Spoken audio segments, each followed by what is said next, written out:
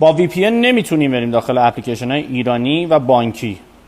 میتونی یه شورتکات بذاری که وقتی اپلیکیشن بانکت باز میشه VPNت قطع شه و وقتی بسته میشه دوباره خودش وصل بشه.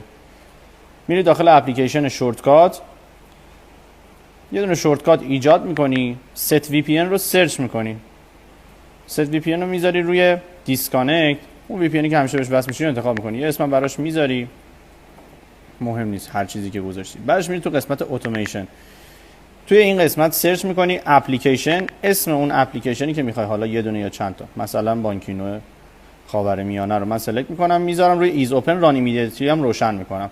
توی قسمت بعدی اون شورتکاتی که درست کردی رو انتخاب میکنی، یه شورتکات دیگه هم دوباره ایجاد میکنی، همین مراحل رو برعکسش رو انجام میدی، یعنی میذاری روی کانکت، دوباره یه اسم براش میذاری، شورتکات تو که درست کردی میری توی قسمت اتوماسیون، یه اتوماسیون دیگه دوباره اپلیکیشناتو سرچ میکنی، این بار میذاری روی ایز کلوز و تیک ایز اوپن رو برمیداری، ران ایمیدیتلی رو میزنی و شورتکات جدیدت رو انتخاب میکنی. تموم شد. از این به بعد هر بار بری توی اپلیکیشنت VPNت قطع میشه.